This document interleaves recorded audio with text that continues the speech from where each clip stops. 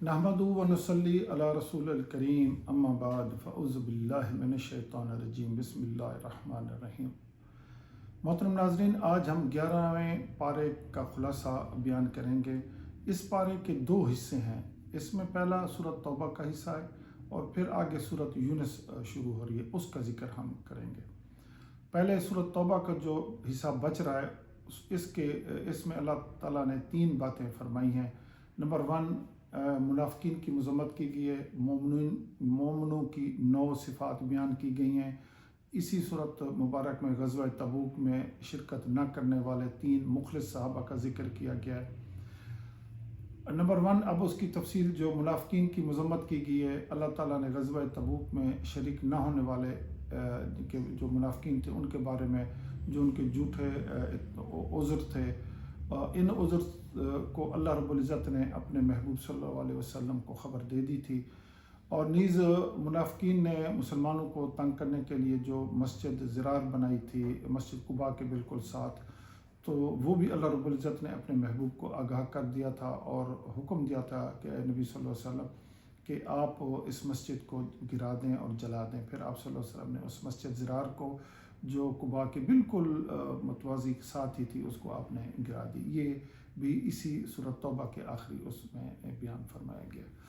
इसके बाद मोमिनीन की जो 9 सिफ़ात हैं उनका तज़किरा अल्लाह रब्बुल इज़्ज़त ने फरमाया है कि वो तौबा करने वाले हैं, इबादत करने वाले हैं और हम्द करने वाले हैं, रोज़ा रखने वाले हैं, रकू करने वाले, सजदा करने वाले, नेक कामों का हुक्म देने वाले और बुरी बातों से मना करने वाले, यानी अम्रुल मारूफ नही अनिल मुनकर वाले, और हदूदुल्लाह की हिफाजत करने वाले।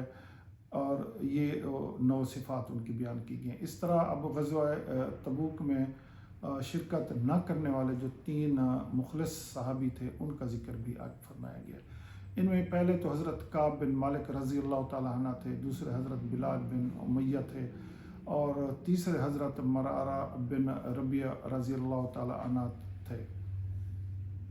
इन तीनों में से 50 इन तीनों ने 50 दिन का बाइकाट किया, खुद किया।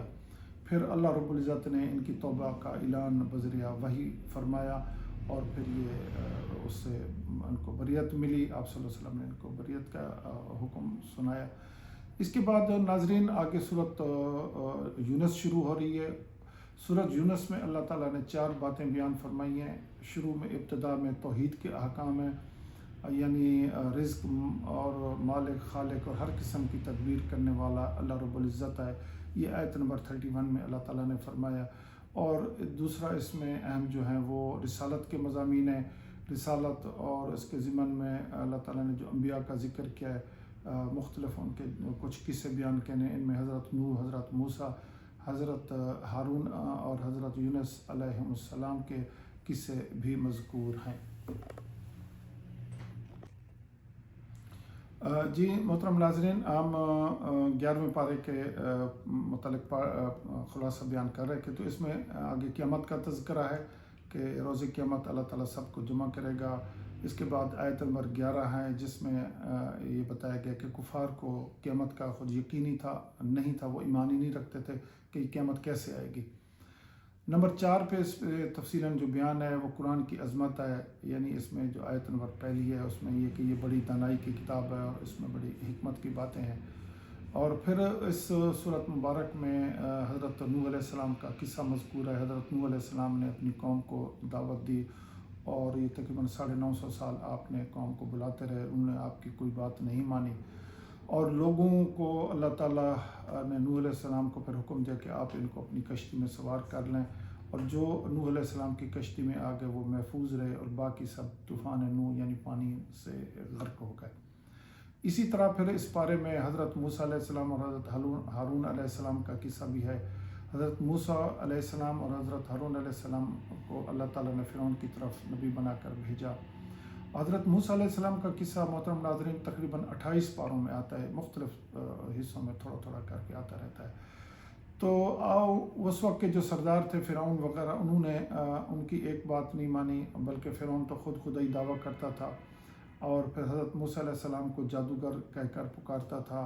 और फिर आपके मुकाबले में वो अपने जादूगरों को ले आया और मैदान सजाया اور جب مقابلہ ہوا تو اس مقابلے میں جو جادوگر تھے وہ حق تک پہنچ گئے، اور انہوں نے کہا کہ یہ جو موسیٰ علیہ جادو جو تھا وہ ہم نے کیا تھا، جو موسیٰ علیہ السلام نے کیا تھا یہ یقیناً جادو نہیں ہے، یہ اللہ رب العزت کی طرف سے ایک معجزہ ہے، یہ اللہ کی طاقت ہے، یہ خدائی جو انبیاء علیہ السلام ہوتے ہیں یہ ان کی طاقت کا اظہار ہے، تو یہ حق ہے۔ تو وہ فوری سارے کے سارے ایمان لے آئے، اور پھر فرعون نے ان کا پیچھا کیا، بنی اسرائیل کیا، اور پھر بنی اسرائیل تو دریا پار کر گئے لیکن فرعون وہاں پر غرق ہو گیا۔ اس کے بعد اس میں حضرت یونس علیہ السلام کا قصہ اسی پارے میں مذکور ہے، اور یہ سورت کا نام بھی انہی کی نسبت سے سورت یونس رکھا گیا ہے۔ حضرت یونس علیہ السلام کا نام قرآن مجید میں اللہ رب العزت میں تقریباً 4 صورتوں میں، سورت النساء، سورت الانعام، سورت یونس اور سورت صافات میں ہے، تو یہاں ان کا نام یونس آیا ہے، اور یہ 2 جگہ سورت یونس اور سورت قلم میں اللہ تعالیٰ نے ان کا ذکر فرمایا ہے، اور وہاں مچھلی والے کے نام سے بھی، یہ صاحب الحوت کے نام سے بھی ان کی صفت اللہ نے بیان فرمائی ہے۔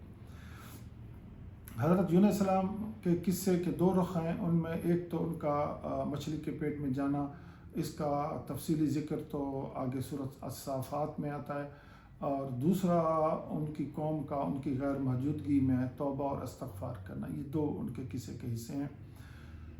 یہ سورت یونس میں انہی کی طرف اشارہ بھی اللہ رب العزت نے فرمایا ہے۔ اب یہ قصہ جو اس کا مختصر یہ ہے کہ حضرت یونس علیہ السلام اپنی قوم کے ایمان سے مایوس ہو کر اللہ تعالیٰ کا عذاب آنے کو یقینی دیکھ کر وہ سرزمین جو تھی چھوڑ کر علاقہ اپنی امت کو چھوڑ کر چلے گئے۔